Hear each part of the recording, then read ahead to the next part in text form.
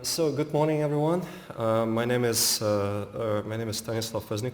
The paper I'm about to present is how do teachers use dashboards with data storytelling elements according to their data visualization skills. And this is work done in collaboration with Roberto Martinez Maldonado, Ishan Tsai, Vanessa Echeverria, Namrata Srivastava, and Dragan Gashevic.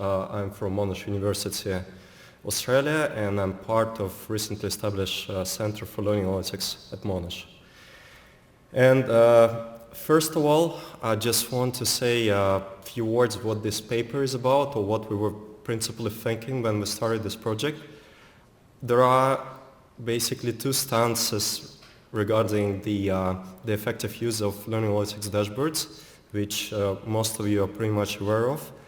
The first one relates to the fact that teachers usually need to be guided on the interface side, which basically means that we as learning analytics designers can provide specific affordances for teachers to simplify their sense-making process.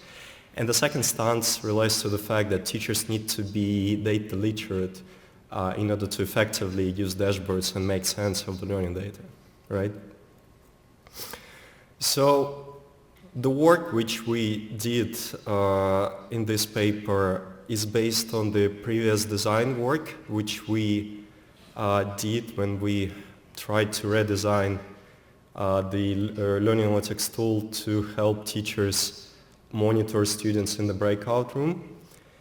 And basically we came up with the two artifacts from this previous design work. And as a part of this study, we basically tried to investigate the interplay between guidance and dashboard design and teachers' data skills. We conducted a mixed meta study using eye tracking devices, and we also conducted post-study interviews. I will tell you a few words about this later. Again, first, let's briefly talk about the visualization guidance in education and how it basically might look like. First of all, guidance might be understood as the onboarding, right? So learning analytics designers might create some interactive vignettes for teachers to use before they introduce them to the dashboards. This is relatively infrequent research topic in learning analytics, and this is not part of this paper either. The second type of guidance, which is the part of this paper, is guidance as their sort of technique to steer teachers' attention when they are on specific tasks.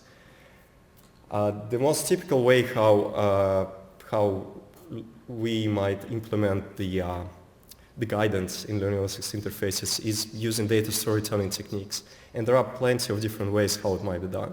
First one is, for instance, to use interconnecting visualizations while linking or brushing. The second way might be to provide textual annotations which would describe what is happening on the plot. The next one relates to putting color emphasis on specific data points which are relevant for the teachers. And the last one is to provide semantic layers, sort of a set of different visualizations which would support specific teachers' tasks. Some of the examples of the works which did such which implemented such data storytelling techniques are on this slide. The one on the left was done by Martinez Maldonado et al. And it was implemented in a healthcare simulation where the yellow part is colored in yellow, and it indicates that this is the part on which teachers should take a look at, because here students apparently made some issues, while the left side is the part which colored in blue, and there were basically no mistakes. Students performed really well.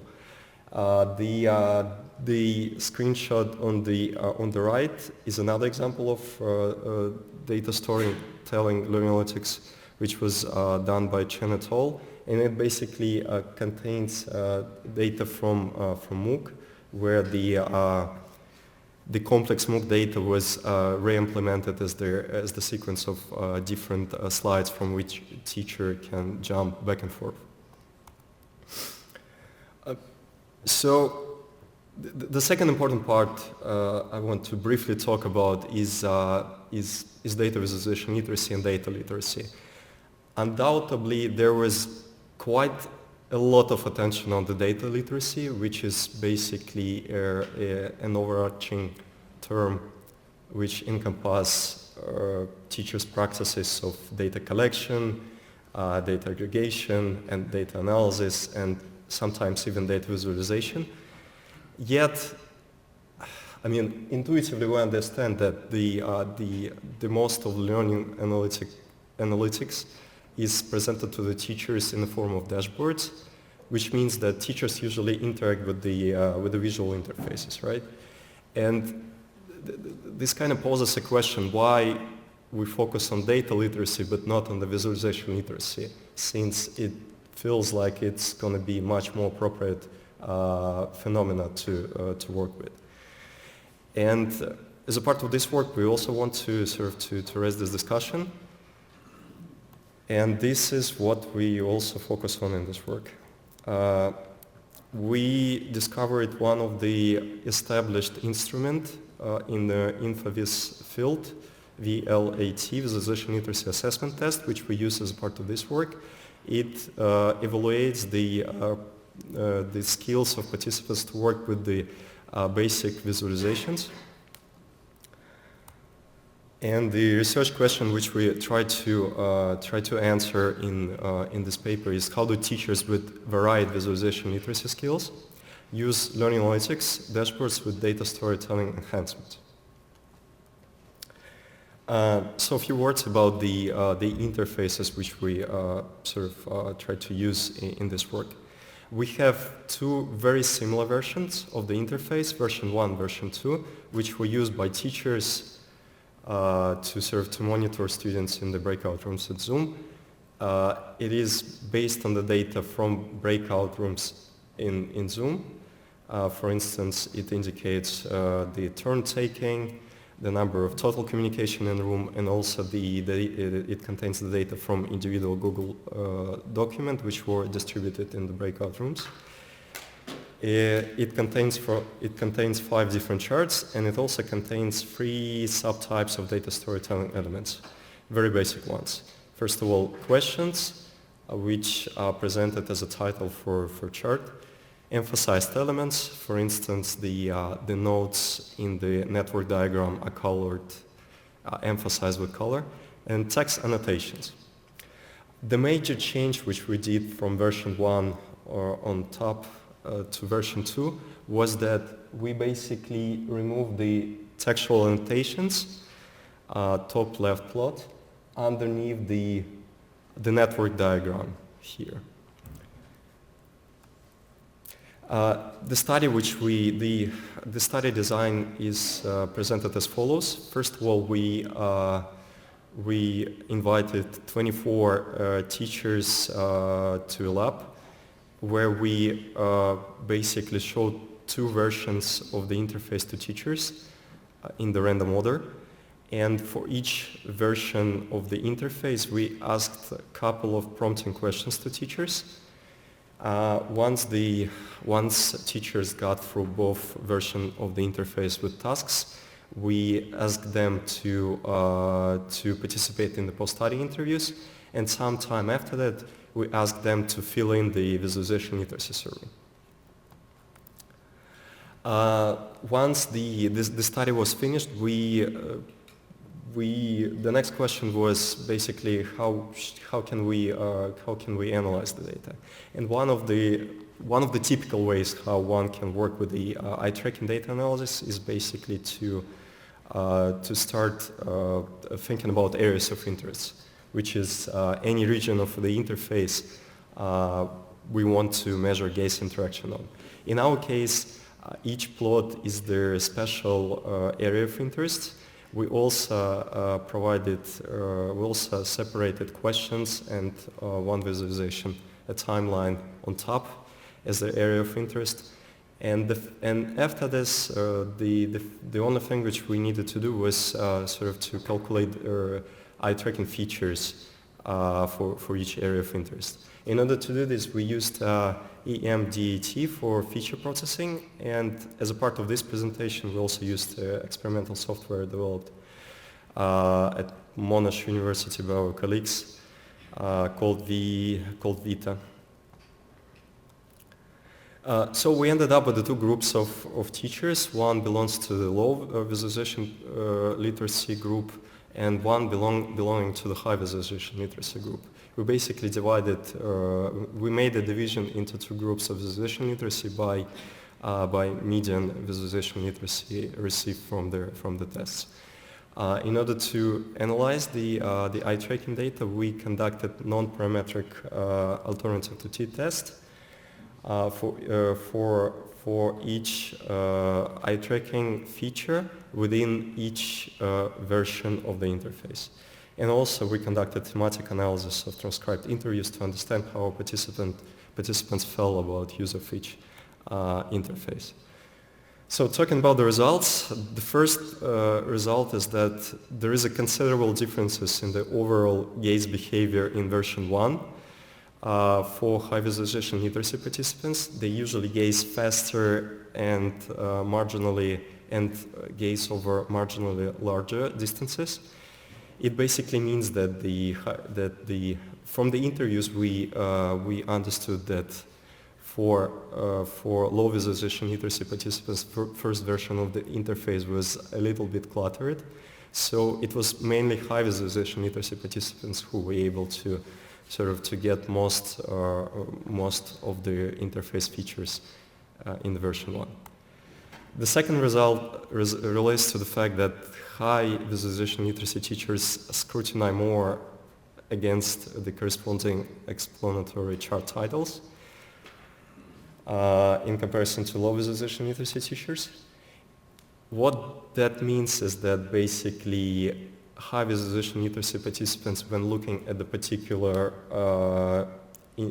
plot chart, they were making transitions from this chart to many different plots. Basically, they were trying to incorporate a lot of different pieces of evidence, while low visualization literacy participants usually stayed in the scope of the corresponding chart which the question is associated with. The next result relates to the fact that high visualization literacy teachers recognize emphasized elements which are instrumental to aid interpretation. For instance, here you might see that in the Google document visualization, in order to make sense of the student progress, teachers needed to go back and forth to the timeline visualization on top. And high visualization literacy participants had marginally more transitions than low visualization literacy participants, even though visually it's a bit hard to see. And the most exciting result is that at first, low visualization literacy participants had a hard time understanding that textual summaries, the plot in the middle on the left side, was associated with the network diagram. So that means that low visualization literacy participants have literally no direct transitions between textual summaries and between network diagram, even though they depict more or less the same information. They have a lot of indirect transitions, while high visualization literacy participants understood pretty much straight away that textual summaries are pretty much instrumental to the network diagram, and they were able to use it effectively. But once we made some changes to the second version of the interface, these differences in behavior between high and low visualization literacy participants disappeared, and both groups of participants were able to to make transitions between textual summaries to the network diagram.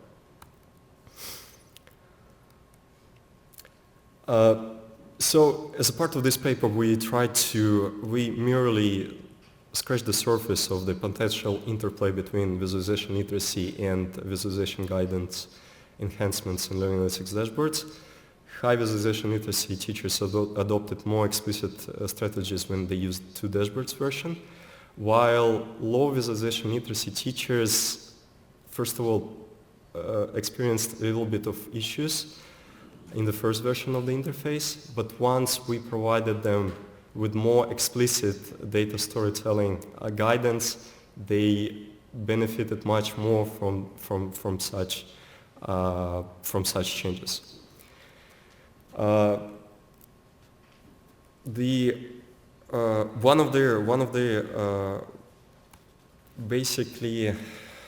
of the implications for the future research is that it might be unattainable goal to increase teachers' visualization literacy in the long run, while increasing guidance on the interface side seems to be much more plausible and attainable.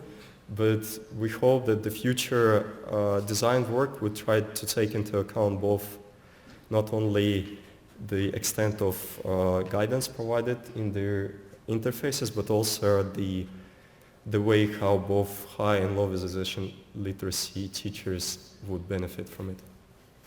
Thank you, and sorry for taking a little bit more time than